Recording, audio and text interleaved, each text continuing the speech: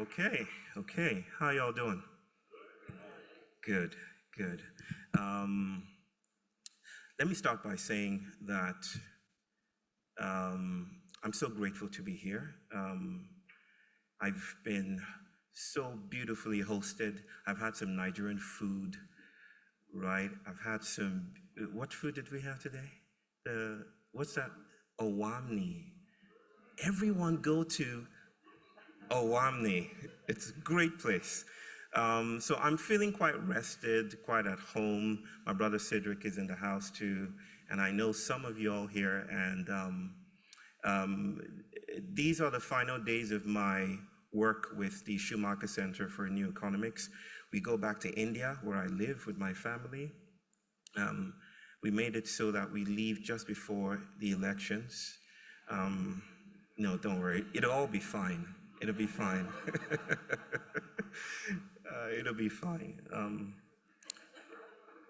When I was disembarking from the plane that arrived yesterday in Minnesota, I got a message from my sister. She said, just so you know that I will be at baggage claim waiting for you.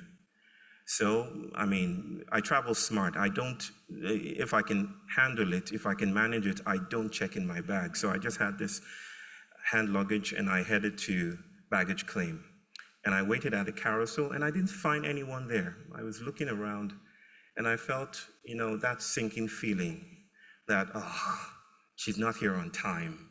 I have to wait a little while. Turns out I was wrong. I was on the wrong carousel, right? And just in front of me was my sister on her phone, eminently on time, right? She was right there and just doing her stuff. And then she took me to, she brought me to my quarters here. I rested for a while. And then she said, I'll come pick you up at 4:20. I remember all of these details. And I'm not even sure of what this cultural significance of 4:20 is, but I've been told that it means something. I'm Nigerian, so I don't know all of these things. These Americanisms flow over my head. So she said, 4:20, I will come pick you up. And 4:20, right on the dot, she was right there. She says, I'm at the front door. And I went downstairs. And today, we've started on time as well. Do you notice a theme? Everything seems to be starting on time. I've heard that Macalester is committed to perfectionism. Is that true? No? No? Okay. You have the conversation with yourselves, but I've heard that Macalester is precise and punctual and on time. And that theme about being on time is on my mind right now. Because being on time is suddenly somewhat problematic, because all of these events of critical punctuality are taking place in a world where mudslides are effacing the homes in Nepal, and climate change. I think it was Simon Steele, he's the executive secretary of the UNFCCC. He announced recently that the world has 2 years left. We have 2 years left. All of this is taking place in a time when there is a decline in trust in democratic institutions. So it seems we are already out of time. So I come with a question. This is at the heart of my spiel today. What does it mean to be on time in a time out of time? What does it mean to be on time when we're already out of time? I read about Milton. There's a hurricane, Florida. It's now a category 4 or 5. Is it 4 or 5? 5? It's now 5? So it's 5, right? It's like, what does it mean to be on time when we are out of time? My thoughts on that as we begin are that whether on time or out of time, a question to ask is, what time are we talking about? Which time are we contributing to? Because I'm sure some of you might know that there are many other temporalities at work. not just the modern linear neurotypical one. Let's call that neurotypical urgent time, okay? Let's just call that time, neurotypical urgent time. There's a notion that that's the only time. We treat time as if it were a universal, impervious, imperial wallpaper, right? Backgrounded. We do everything within that time. But I come from a people who understand that time is punctuated, partial, strange, queer, disrupted, fugitive, slippery. Did I say partial before? That time doesn't behave. A time is multitudinous. A time is plural. I mean, look at your own bodies. Scientists tell us that our organs have different temporalities. Each of our organs have different temporalities, which suggests that chronological age is, in a sense, really just a number. So if we are already contradictory in the temporalities at work, maybe there are other times here. Maybe there are other things to do here. Maybe there's some other work that is possible. And I say this because I often say the times are urgent, let us slow down. Many of us might hear that as a dismissal of urgency. Like, there's work to be done. Let's get in there and do that work. Instead of bypassing it with some eloquent prose or spiritual stuff, mumble jumble. But that's not the point of slowing down. Slowing down is not a function of speed. Slowing down is noticing that sometimes urgency can become carceral. It can become an imprisoning device. It can trap us in a way that modernity, white modernity, has been framing our bodies, right? I don't think climate change happens in time. Where's Bo? I told Bo this for the first. There you are, Bo. Yes, that's Bo. Meet Bo after the talk. I told Bo in a conversation, and this just came to me yesterday, that climate change doesn't happen in time. It makes time in its happening, right? It doesn't happen in time. It makes temporalities in its happening. And this manufacturing of time is coterminous with the manufacturing of neurotypicality, with the master's narrative, with the idea that we can fix the world if only we have the right app, and with Elon Musk funding us along the way, right? That highway politics breeds and secretes the kinds of institutional urgencies. This is not to say there aren't emergencies, but that when we risk losing sight of the other vocations in the room, then we risk becoming imprisoned in a way of being in the world that is increasingly subsidized and increasingly exhausted. So that is what I mean by slowing down in times of urgency. Not dismissal, but stretching the accountability of agency so that it does stranger things. And with that, I recommend the Netflix series called Stranger Things. And also want to invite you to a small ritual of welcome.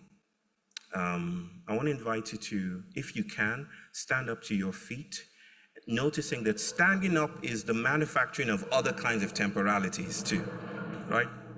Just stand up to your feet and look around you to notice the other faces in the room, the convening of possibilities right here.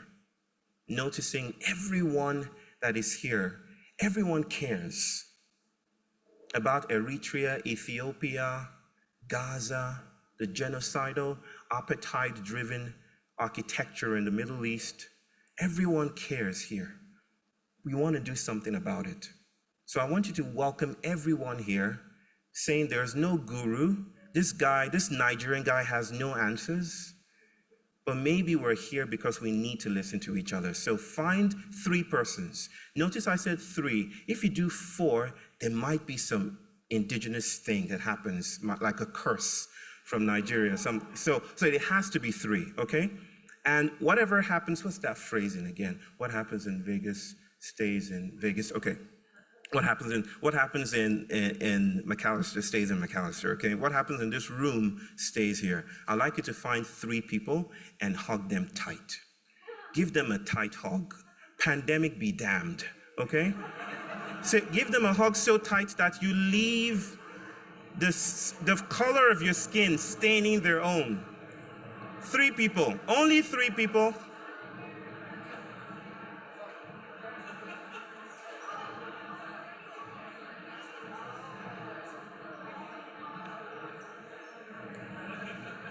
Only 3.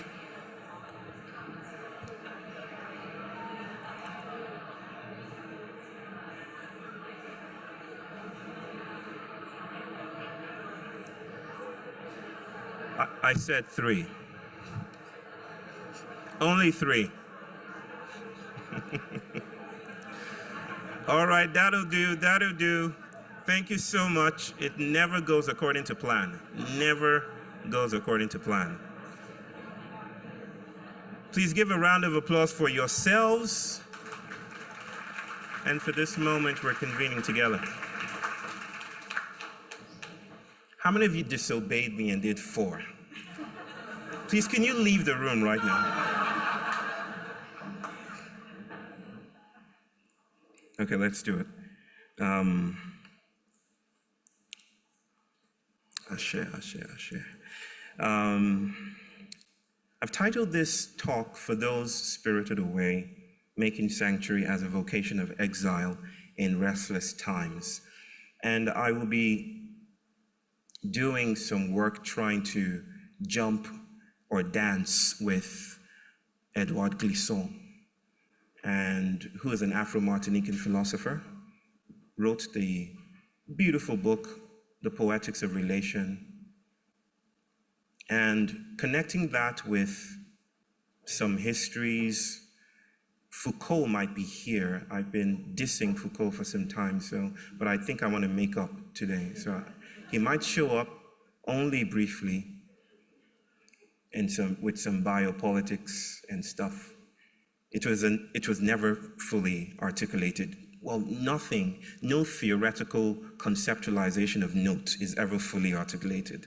So I forgive you, Foucault, but he will be showing up here, along with some other explorations around what I call IATRO-politics, my considerations of justice and the notion of exile. And I want to tell the story of what I mean by making sanctuary and how it figures now in these moments of pain and suffering and wars and non-safety. So I have slides. They're exquisitely designed, as you might notice. It's another thing. I'm up for hire if you want to hire me for that. A while ago, a friend asked me, I think this was in Denmark, a new friend and brother said, so Bayo, what's your story for these times? Thinking about all the things happening in the world, what is your tale? How would you storylize these moments of pain and suffering? And I remember saying to him, embarkation. I would tell the story of this time through embarkation. And by embarkation, I mean those moments when Black bodies, Africans, were escorted into ships and transported across the Atlantic to the so-called New World. That embarkation seems to be afoot today. Now, share why I think that. I describe embarkation as the dynamic bio, necro, IATRO, highfalutin stuff, but I'll get right down to it sequentially.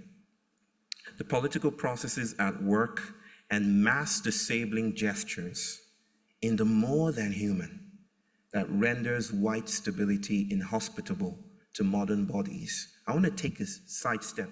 Just move to the, no, I can't do that. I can't, I wish I had my mic, but to say this, everyone who knows about my work know that I refuse to reduce whiteness to white bodies. I don't know how to do that. It's difficult for me to do that, not just because I'm on the autistic spectrum, but because I see the world through process. It's very difficult for me to see the world in terms of categories. The world doesn't move in categories and capital letters. It moves in lowercase for me. And so what that means for me is that white people were also captured by whiteness. The whiteness as this racialized socio-economic, material, political, theological order, this ontological order, is a way of framing power and proximity to power. Of course, its avatars has been white identified, white appearing people. But to reduce it to white people would be to perpetuate white epistemologies. And I don't know how to do that. I have to see bodies as meandering lines instead of dots, metaphysical dots. I have to see bodies as riverine and fluvial and aeolian instead of just categorical dots and points. Having given that caveat, I return to this description of embarkation as the spiriting away of the citizen subject, the erosion of the conditions of respectability. I'm trying to say that white stability has performed this accommodating role within modernity as a way of holding our bodies. It's a practice, you see, it's performative. It's a way of holding our bodies and stabilizing the mind, identity, and all other moral, ethical, ontological, epistemological concerns. But that stability is indebted to the world, to what Enlightenment philosophers rudely call nature. And now nature is refusing to be put in the family way.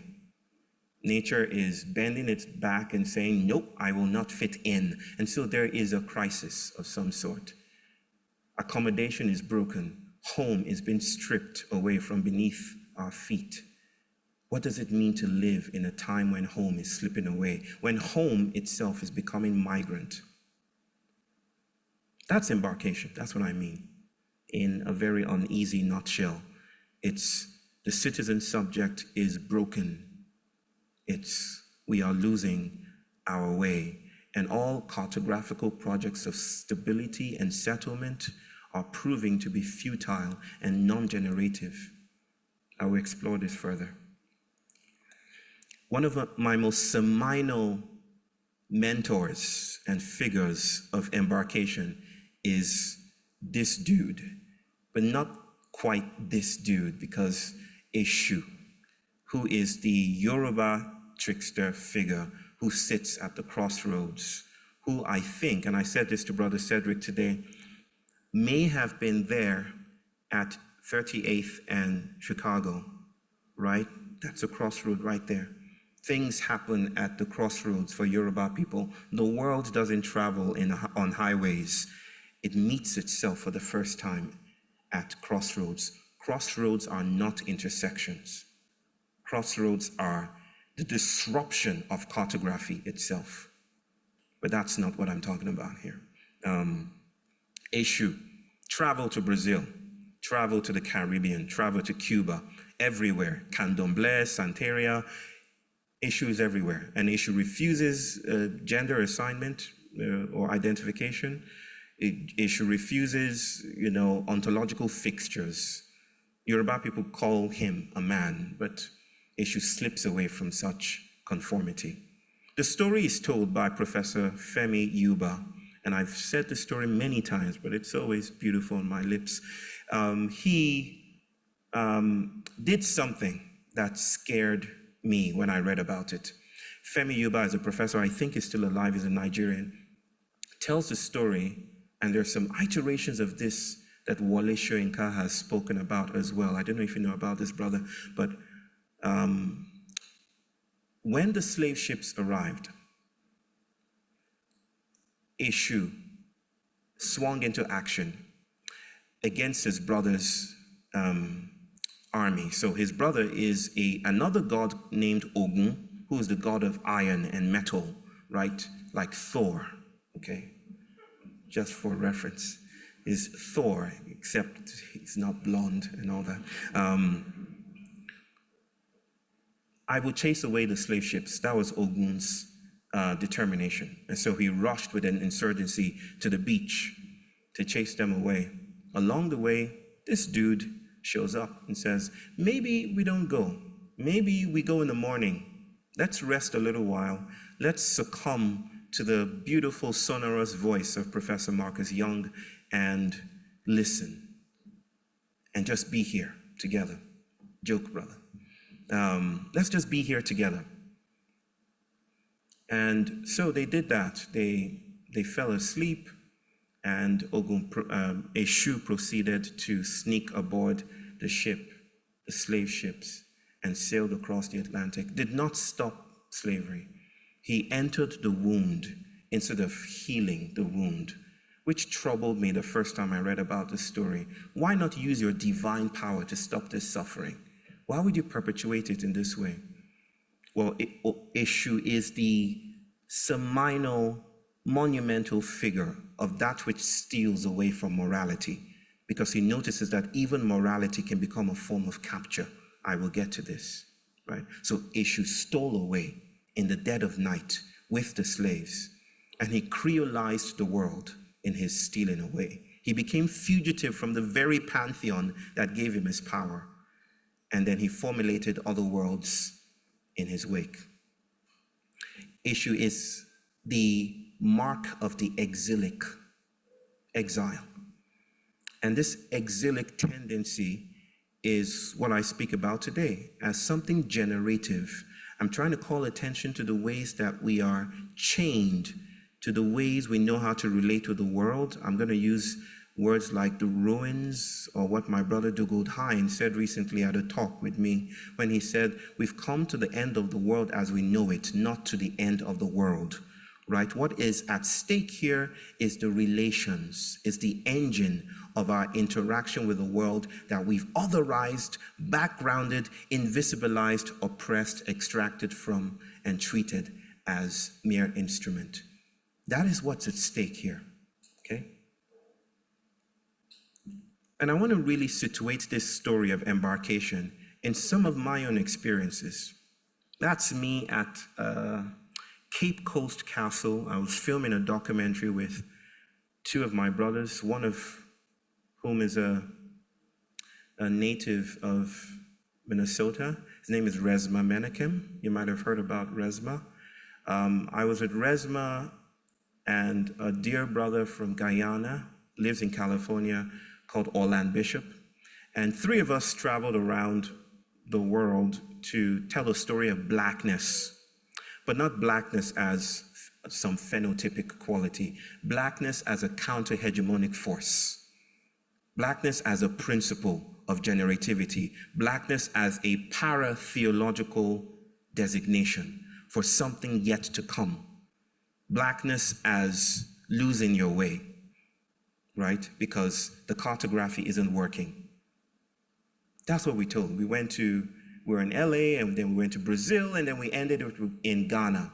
And then we went into those dungeons in Ghana with a village of people accompanying us. The whole project was called 3 Black Men, and it's going to be out, I think, on Netflix next year. We filmed it, we went into those dungeons, we cried together, we shared poetry together, we sang together, we spoke together. And I remember at some point coming out of the castle, we had this ritual, and for the first time in that edifice, the history of that edifice, sacrifices were made. Obama went to that very castle, a sacrifice wasn't made, but the priests felt it right to offer a sacrifice then. This was December 2023. I looked out beyond the door of no return. How many of you have heard of the door of no return? Okay, of course. I looked out beyond the door of no return, and I saw the waters, the ocean. And I remember thinking that the ships were still there. And that's the heart, the spirit of my talk today. The ships are still there. They never quite disappeared. The slave ship is pulling up to the shores of modernity again, and we are all seemingly now on a ritual of embarkation. We're all being spirited away right now. What do I mean by that? What do I mean by us being spirited away? just to populate that thought a little bit. I'm trying to say that the slave ship, as those technologies of capture in the age of sail, never disappeared. If you're a process theologian or a process philosopher of any variety, then you know things are not things. Things are relationships, right? Or as Karen Barad would say, the world is not populated with things, it's populated with relationships. Right? In a sense, the ship reached the shore and vomited its organelles on the shore and gave its ghost to the shore. So that in a sense, we're still in the architecture of captivity, in the ways bodies are sensitized, used, instrumentalized, oppressed, killed, at least to speak to Achille Mbembe's notion of necropolitics, the way black bodies and brown bodies are stamped on the ground and used as some kind of prop for the greatness of modernity. I speak about bodies crammed into tiny spaces, 3 feet and 3 inches high, that it never really disappeared. It became the shore. Now, hearing all of this, you might start to think about this story of the transatlantic slave trade, or theft, as you might call it, as a story of humans versus humans. It's the classical way we tell these stories of loss and pain. Bad people did things to good people. I think that's inadequate to the moment. I am something of a new materialist and post-humanist thinker, so I try to think alongside what the world is doing, what technologies are doing to us. How did salt or sugar, how did sugar play a role in perpetuating the slave trade? How was it an actor instead of just a background, instead of just a tool? How do we understand tools as being our masters? In the same way, I think we're beginning to get a sense that we're not in charge of AI. How do we get a sense of a world that also does things to us instead of us doing things to it, right? So I want to suggest a way of reading this. I'm trying to invite us to see what I mean by the exilic, exile, the thesis, the vocation of exile that inseminates and innervates the slave ship in our moments as a people and as a species today. And the only way I can do that is to think not within the prisms and the categoricity of the anthropos, humans doing things to humans, but within a world that does things and invites other vocations to take root. So I want to think with wind today. Is there anyone in Macalester that is an anemologist? Is there anyone in Macalester that knows what anemology is?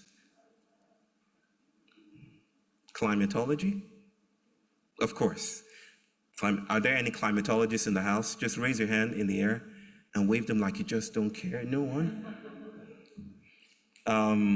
Yeah, I know. I'm just kidding with that. I know that that's probably not the case here. But anemology, and to be fair, I just found out what it was last week. It's the scientific study of wind. It's not a word that is used popularly today, but I like words that are not used popularly. So anemology is the study of wind. I have coined a word, Anemopoetics, yes. I'm still getting used to it. I formed this 2 days ago. Anemopoetics, as I write here, is the investigation of how winds in their emergence shape and are shaped by material worlds. How do winds affect politics? How do winds affect economics? How do winds affect human individuals, futures, worlding possibilities? So Anemopoetics is my way of considering how wind played a central role in the transatlantic slave trade, right? Those ships would not have come without winds, right? Trade winds, there are anti-trade winds, there's the westerlies, which are anti-trade winds. Those winds are already political events. They're already theological events. They're already racializing events. So that is my intention, to think about winds as also actors in the drama that was the transatlantic slave trade. You might consider this a new materialism of winds then, considering winds not just as physical phenomena, but as agential forces that shape material and social realities. Winds are carriers of memories and cultures and potentialities. Winds brought in the ships and carried them away with indigestible Africans in their belly. Winds are implicated in the formation, formulation, and operationalization of the slave trade. And winds, according to one of your former presidents, can cause cancer. Winds are bearers of trauma, memory, and loss. Winds do all of that. In a sense, we live in a wind-shaped world. And that makes sense. Not just from a humanocentric perspective, but a world that does things. But let's carry on. This is how I think about exile. That wind is the carrier of exile. And this wind now blows through white modernity. Anyone here familiar with syncopation? Or you like jazz? Any jazz enthusiasts? Okay. Hip hop in the house? Anyone? Drake? Kendrick Lamar? I want to know who my people are. Okay. Starting from the bottom, now we're here. Okay, so the wind is the carrier of exile. And this wind blows through white modernity. I'm saying here that there is a wind blowing through our times. And this wind is a strange vocation. It animates every project of settlement. Every time we put our roots in the ground and say we've settled, something trickstery upsets the concretization, the utopianism of that settlement. Something sidles that gesture or travels alongside. That's what I call exile. That's what I think of as the trickster, right? In our stories, the trickster crept, into the slave ship, as if to remind coloniality that you're not all that. That in your math, in your thesis of calculability, there is some glitch in there. I've been reading about glitch feminisms recently, like the glitch is the program, right? Like there's a glitch in white modernity, and that's where exile lives. I'm trying to suggest that most of our politics is about making more room, okay? Making more room. It's what justice looks like. I think making room is important work. It's how we care. But what if making more room is not enough? What if making more room is inadequate to the dynamics of the room? Making more room is not the same thing as making sanctuary. They're not the same thing. Making more room is representation. Making more room is diversity, is equity, is inclusion. Making more room is having more seats at the table of power. But what if power is a ship? What if power is a slave ship? What if power is a carcinogenic pie? I don't want an equal piece of that. I don't want to be represented on the slave ship. What happens when the room itself becomes poisonous? Then we have to think differently. There was this very important scholar, one of the Second World War, post-Second World War in France. His name is Jean-Henri. You could think about Jean-Henri as in cahoots with Deleuze, Guattari, Tosquel, these important continental philosophers. And Jean-Henri said the hospital is ill. Okay, I'll never forget that. The hospital is ill. What happens when the hospital is ill? We have to be careful about what we call sickness then. And that is the spirit of my vocation today, that the exilic is this force that runs through our times. It's like the Little Prince in outer space. Did you watch that cartoon? Well, if you didn't watch it, that's a shame, because it was imported to my country and we're made to watch it. So the Little Prince will catch, how does it go? He'll catch a comet, right, with a butterfly net and sail away. That was the song, right? There's something about these times. There's something Leviathan that snakes through white modernity that is inviting us not to abandon the urgencies of our time, but to notice that they present a risk. That if we situate our activism squarely and exclusively within settlement and its epistemologies, we risk becoming that which we're trying to exit from. If you lean upon a wall long enough, you stand the risk of becoming just like the wall. This is my exploration of where oppositional politics breaks down. So I'm reframing exile not just as a state of displacement, but as a condition that disrupts normative capacities and opens up new possibilities, right? The incapacitation here is generative. I call it generative incapacitation because even though it appears as pathology, and I'm a clinical psychologist, a recovering one, even though it appears as pathology, it holds space for other kinds of worlding projects. I wish I could bring in Erin Manning here and Brian Masumi in their investigation of autistic perception, the critical desire to remove pathology from its pathologizing role and to notice, like Yoruba shamans and Babalawos do, that sometimes the thing that we call sickness might be a spiritual crisis. Might be the world wanting to upset its own parameters. That's why I'm a recovering psychologist. I'm well trained, you see, and I'm recovering from all that training. I'm recovering from Freud and his mustache and the Procrustean bed that is a couch. I'm recovering from all of that. I'm learning to see the world differently. It's slow work, it's intergenerational work. I'm referring to exile as a milieu of loss and fugitivity in the Nahum Chandler, Fred Moten, Saidiya Hartman sense, right? Understanding loss not as absence, but as a generative space of potential, right? Fugitivity is a mode of being that resists capture by dominant systems. It's always in movement. How is the exilic blowing through the city now, when knowing what to do doesn't really help? When knowing what to do, this is me trying to somatize what I call the exilic. Let's bring it down to the everyday, from the abstractual to the lived experiences of our bodies.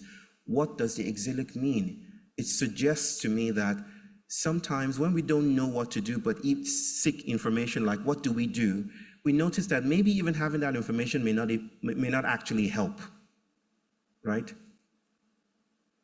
It's like there's a gesturing for something else that is not available within neurotypical sensibility, like the knee that pressed itself on George Floyd's neck.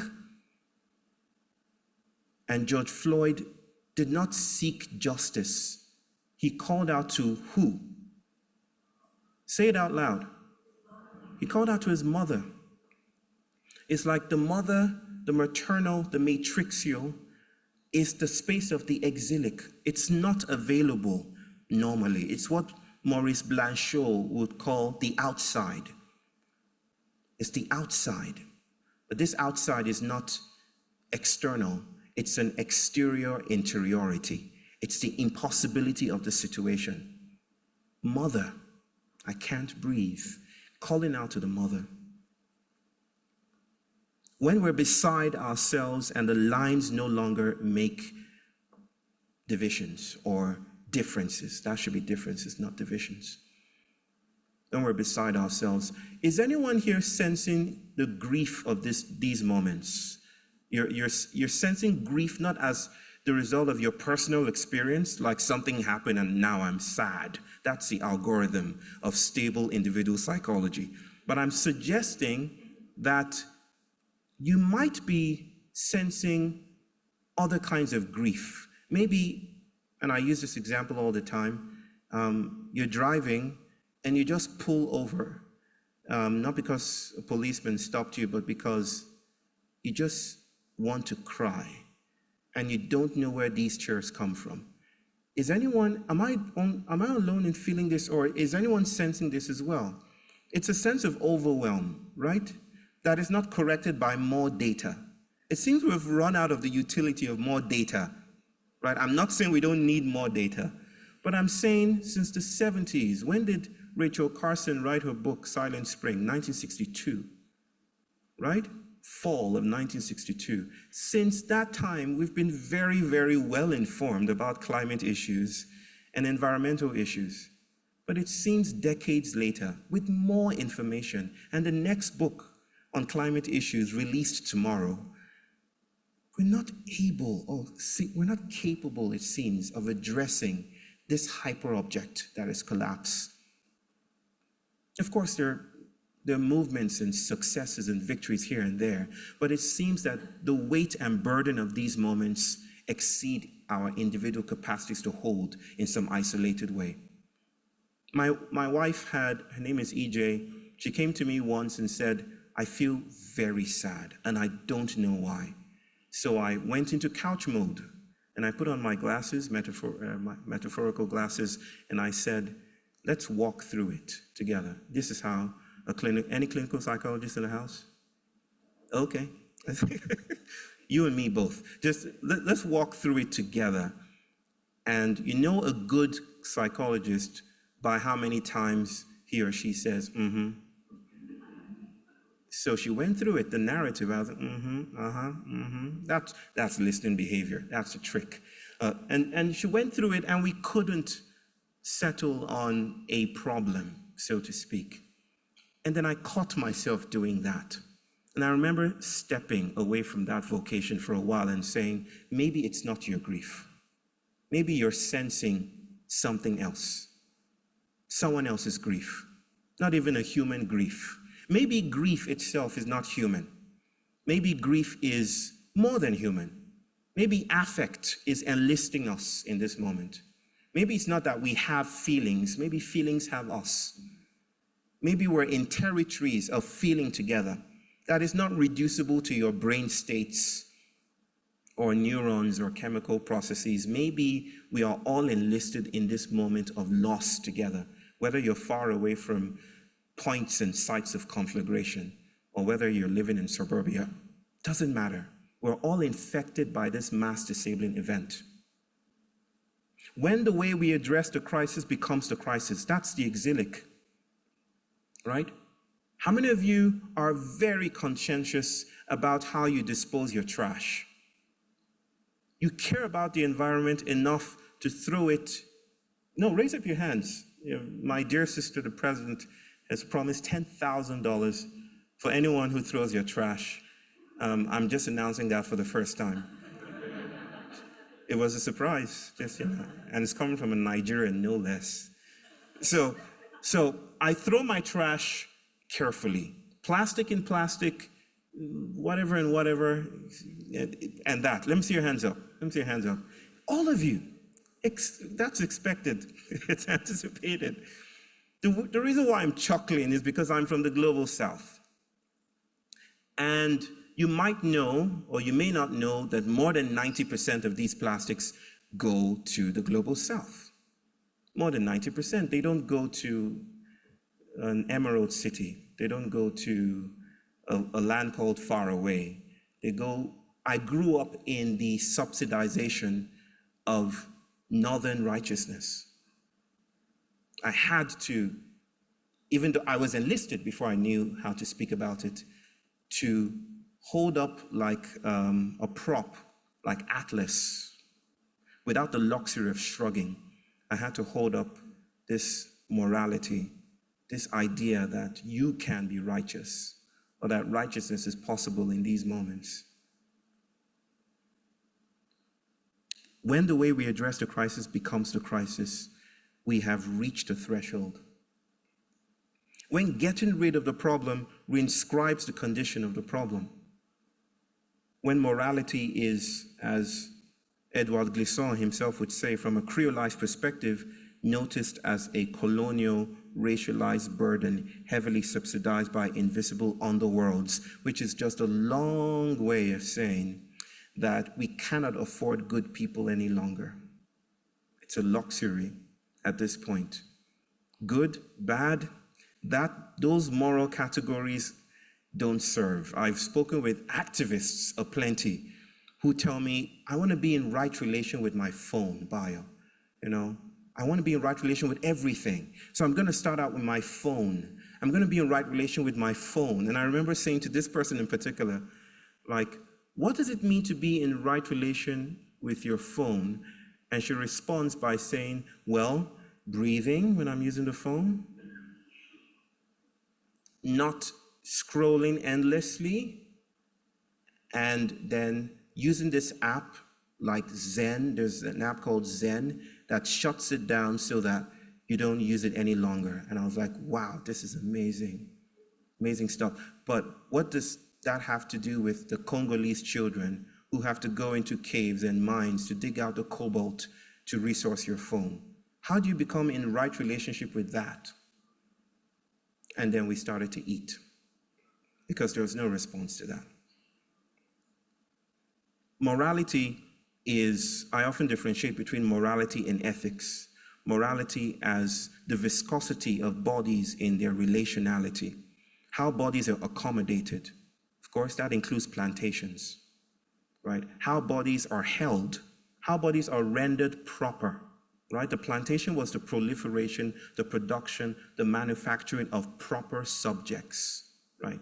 That was why there was a diagnostic criterion called drapetomania, right? I can't remember who formulated this, but drapetomania says, if you are having feelings, sensations of freedom, you want to escape the plantation, see your doctor today.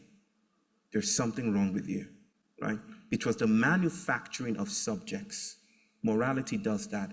Ethics is desire. It's erotic. It's constantly moving. Brownian fields. It never stabilizes into something long enough, right? It's always moving. It's what Deleuze might have called bodies without organs. It's constantly fugitive, and then it erupts, and then that's a place of politics then, okay? This is the Anemopoetics of exile. It's here, folks. We are in it together. How is the exilic blowing through the city? When making room is no longer adequate to the dynamics at large, because making room is not making sanctuary. So I want to think of a vocation as I close of making sanctuary as gestural, speculative, pragmatic, that is Whitehead, ontofugitive practices of co-inquiry, experimentation, and failure. Jack Halberstam, right there, that are potentially emancipatory within colonial captivity. It's all the things we do and all the things that are done to us that makes queer space open, that releases spaciousness from its cartographical sincerity, right? That allows bodies to do other things that are not possible within the spaces and temporalities that modernity has built. Like yesterday, I will never forget this. My dear sister Hui took me to Professor Marcus, and we had this embodied rest event. Where was this place again, the venue? What my sister said. And that building is a temporality, right? That is a temporality. It forces certain kinds of behaviors. You move through it, you're brisk, you're business-like. Everyone was rectilinear. No one was crawling on their fours, right? It's a very serious building is what I'm trying to say. And then my brother invited us to lie down, and it was almost like a deterritorialization of that space. We were lying down, and then he started to read my words, and it was beautiful to hear him read from my text. And he encouraged us, like, you might fall asleep. Now, I'm polite. I don't sleep in public. I've never done that before, right? Because I snore, right? This is an issue between my wife and I, why she constantly slaps me upside the head, right? So I would never think of sleeping in public, but I rested my back in and I got comfortable. I didn't expect to sleep. Moments later, I woke up. And you know when you hear, no one hears themselves snoring in their sleep, but you kind of hear the echo of it when you wake up, right? Just the tail end of the, you know? I heard that and I told myself, wow, what just happened? Like, was I snoring? Then I try to make sounds so that everyone feels I was just coughing. Like, and then Hue just told me, you were snoring. And Marcus was riding the waves of your snoring together, right? While he was reading. So I was going up and coming down, and my brother Marcus was swimming in that space together. It's very embarrassing, but it's also an exemplification of the minor gesture, of the exilic, because somehow we deterritorialized time in that place.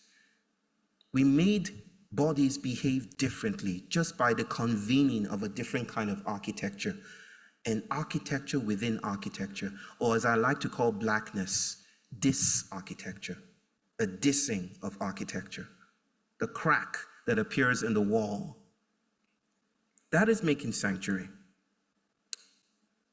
And because of time, I want to just go through this thinking of Edouard Glissant and his ideas, just to bring us to what I think of the place of making sanctuary, which is what I call parapolitics, okay? There are lots of terms I've dropped here today.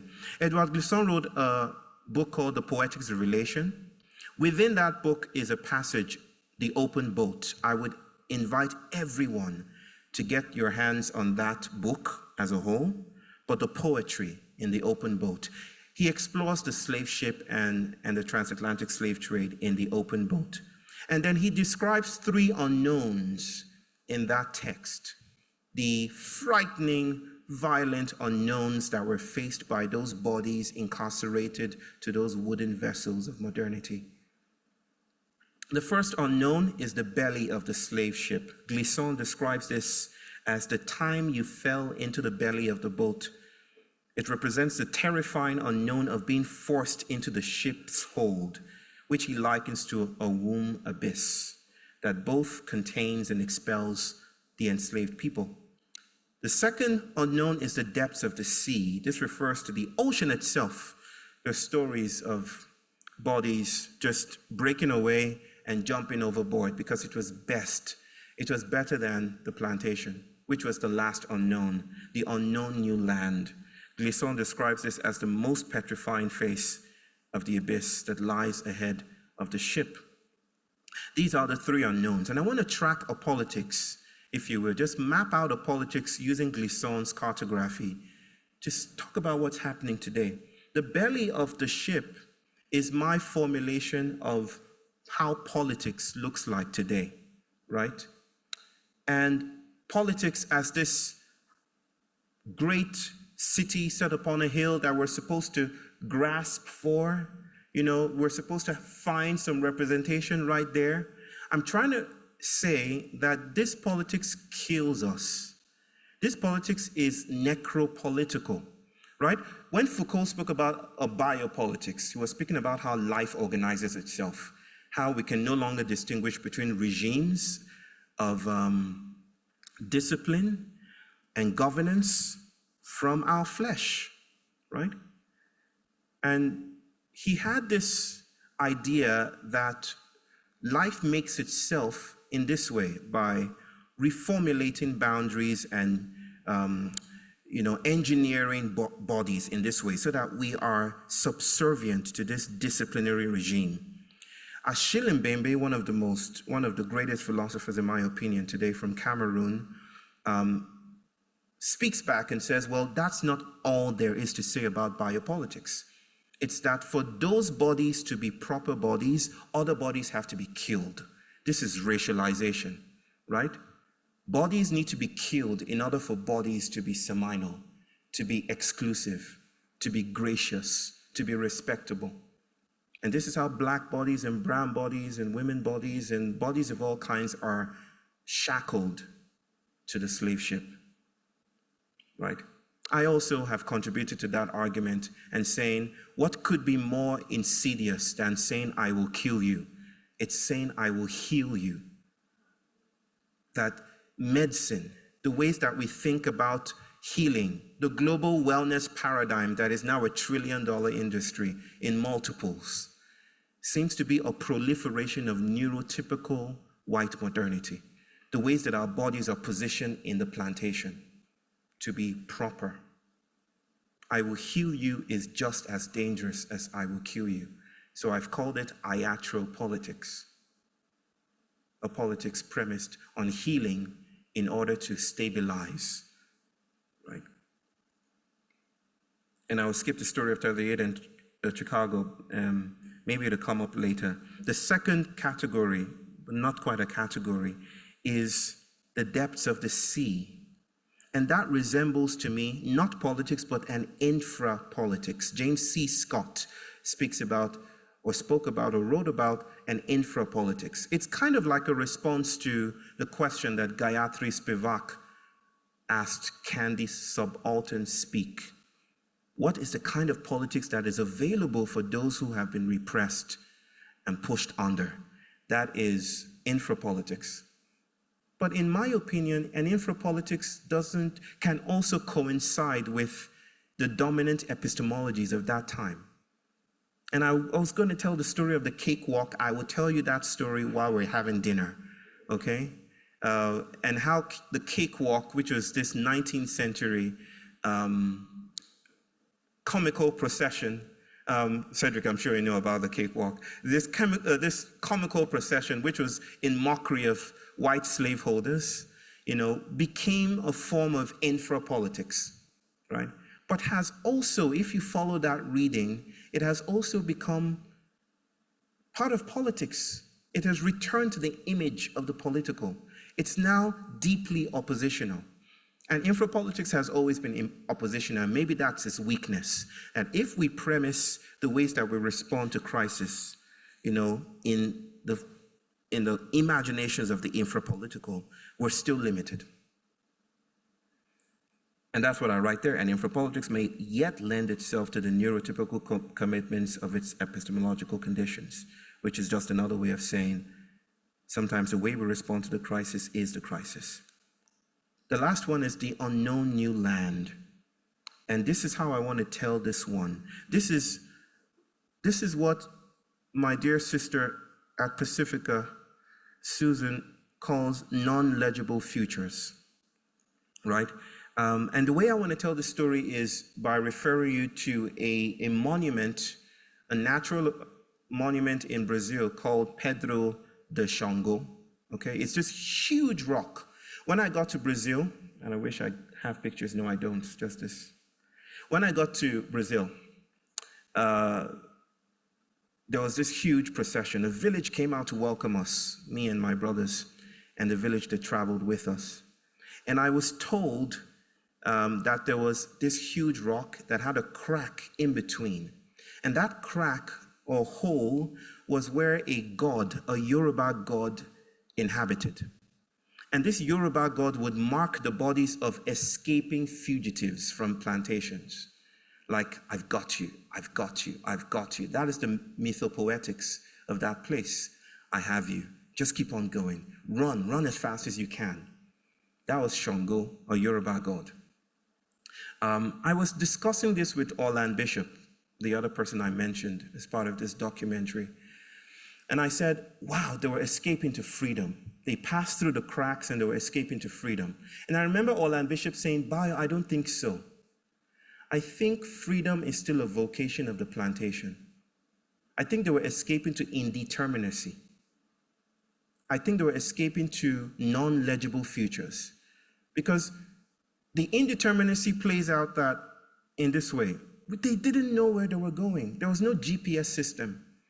They didn't have turn left, turn right. There was no destination. If you've heard of the Great Dismal Swamp, has anyone read about the Great Dismal Swamp? Yes, yes, right?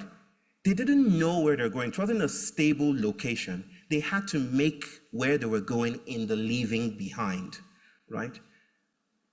And that is what I mean by freedom being a vocation of the plantation. It's still articulable, it's still eloquent, it's still visible within the plantation.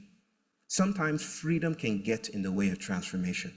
With all due respect to Martin Luther King, sometimes freedom, because it is legible, because it is already intelligible, can get in the way of transformation, which is the reason why Martin Luther King told Belafonte 5 days before he died that I think we are integrating into a burning house. Maybe there's something wrong with getting all these legislations. I celebrate it, right? We've gotten all the stuff that we asked for. The laws are coming into being, but I worry, my brother, that we're integrating into a burning house. What does it mean when the house is burning and that house is named freedom? What did James Baldwin mean when he said the fire next time? That's why I speak about turning to minor gestures, right? Making sanctuary is for when justice gets in the way and kneels on our necks. Making sanctuary is when being good reinscribes conditions of oppression. Making sanctuary is when care begins to feel carceral. Making sanctuary is when our anti-racism, anti-capitalism, anti-this, anti-that work misses out on all the leakages and spillages that make for new possibilities. Making sanctuary is when clarity and more data lose their generativity. Sometimes we see clearly through our tears. Making sanctuary is a geophilosophy of exile when home and its accommodations no longer serve. It's the vocation of the exilic. It's beyond human intentionality. It's the thick middle. It's when care becomes carceral and it follows the trajectory of winds. It is not human work. It is the post-human meeting itself for the first time. And I wish I had more time to talk about how grief, how loss becomes this vocation of exile, how it streams through our bodies, and how we can experiment with the exilic even right now. I'm just going to skip all this, folks. I'll send you the slides, okay, to your emails. I'm going to skip all this. I'm getting hungry, okay? Most especially. The monster is the focus of making sanctuary. You may have heard making sanctuary as making sanctuary for us. Nope. It's not about making sanctuary for us. It's not about keeping us safe. It's about holding space for the monster. What is the monster? The monster is the minor gesture. The monster is the thing that crept up in that space that Brother Marcus created. The monster is the thing that doesn't fit in. The monster is a perceptual fugitivity. The monster is some kind of sensorial apostasy. When our bodies misbehave, like my son, and I end with this, like my son, I really want to step away from this stuff. I keep on coming back to it. You know, I love to tell the story, and this is how I want to end this, right? I've been speaking about making sanctuary. It's very incomplete, a thesis, and I think I will never be able to get my hands around it, which is great.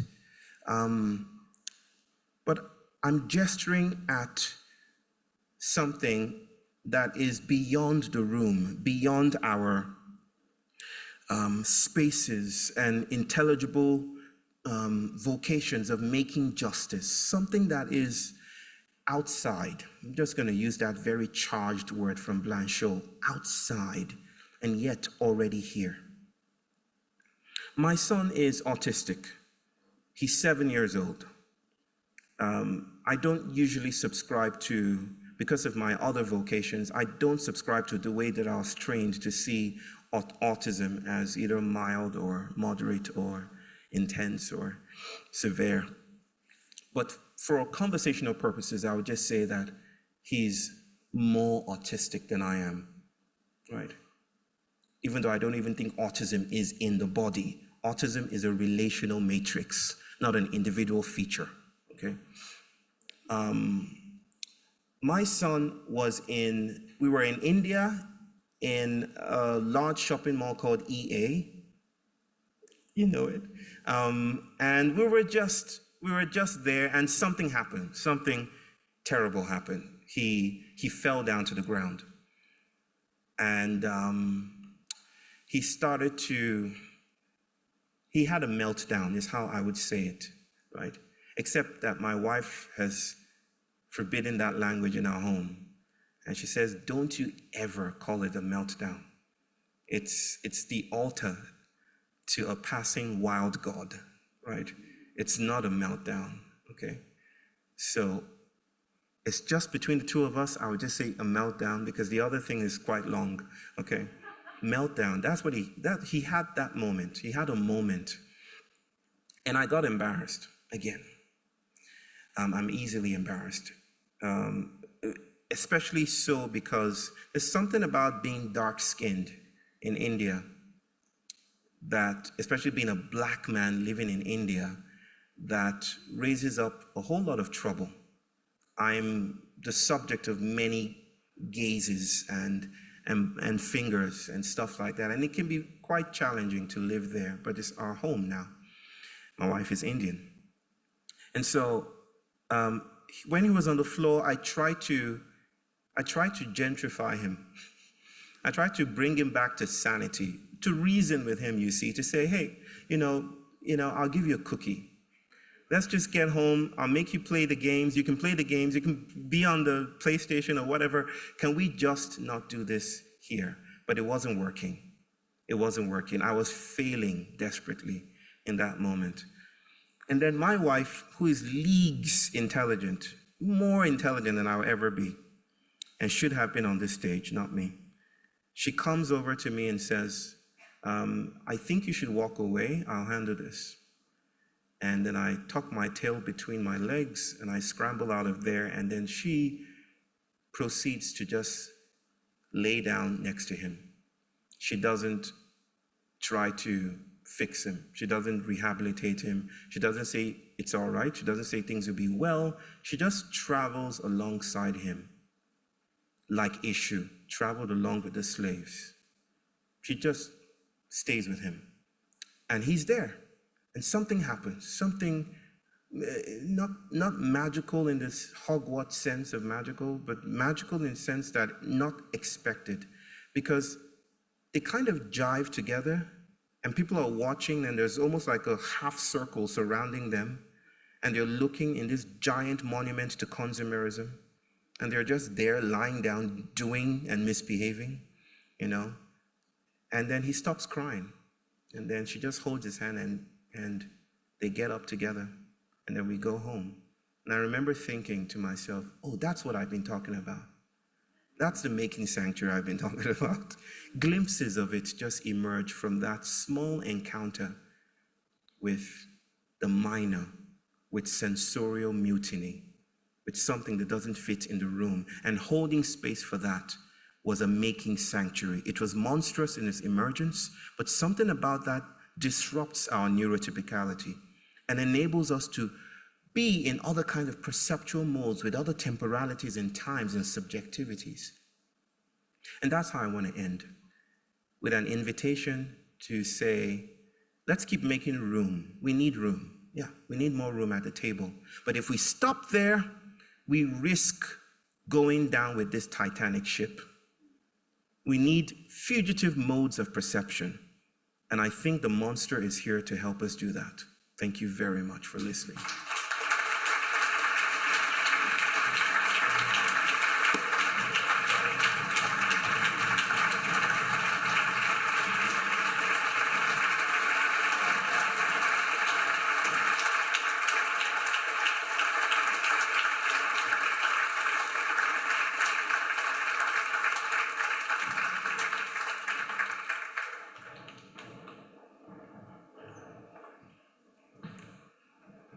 Wow, thank you, Brother Bayo. That was brilliant.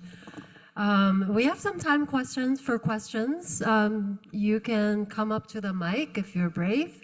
And if you're like me, not brave, you can use the index cards and we can gather some questions and read them for you. So I gather that requires some time to just breathe and are there questions already formulated?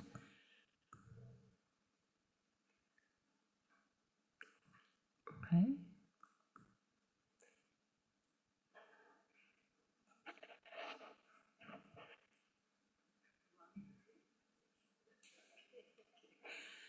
Okay, so I will read.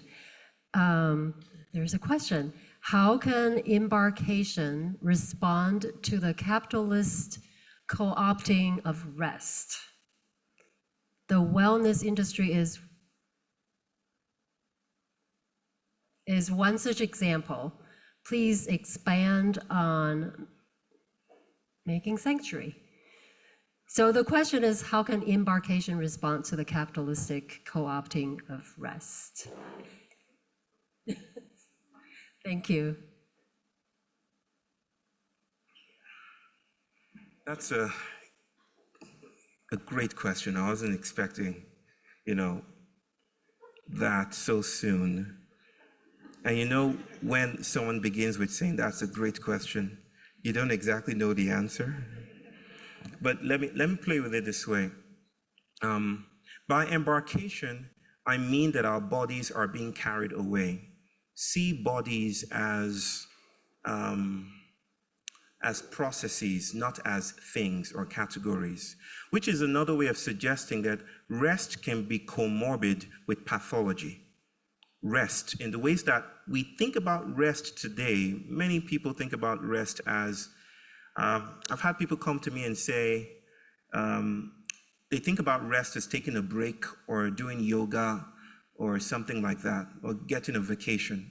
There's something coterminous with that notion of rest and the perpetuity of white modernity. And I'm not quite comfortable with thinking about rest as taking a break. However, being enlisted by breaks is how I think about rest within embarkation. And by breaks, I'm thinking about Fred Moulton, right? The crack, the opening, the slippage, the spillage. That rest is not just sighing and exhaling and not going to work or something like that. Rest is how our bodies perform quantum experiments with other kinds of futures. So how do we create the conditions for that kind of fugitivity, for that kind of exploration, for that kind of fallow period when we're not instrumental to the ends and the aims and the gains of our capitalist environments? I want to add this, that it's important to me that we do not risk thinking of capitalism as a stable thing, right? As a thing out there. And this innervates and energizes a lot of activism today. We want to get rid of capitalism, right? As if capitalism were already made and were just exterior to us. This proliferates cancellation politics. Let's get rid of capitalism. When? On Tuesdays. At what time? After work, around 5 or something. Like the idea of, I've seen get rid of capitalism t-shirts, $24, buy your get rid of capitalism t-shirts today, right? That the world is always speculatively pragmatic. If we risk codifying the world into stable, villainous, atomic entities, then we risk also becoming part of that kind of reading, right? So rest is allowing things to spill, allowing the villain not to be so villainous, right? That is what the shaman knows how to do well. The shaman does not approach a body, the shaman approaches ancestrality. The shaman approaches ancestors and trauma, intergeneration trauma. The shaman doesn't approach a client. The shaman approaches a village, a mountain, a river, right? So rest is ecological expansion. I'm thinking of rest as ecological expansion, not just taking a break. It's been enlisted by breaks. That should do.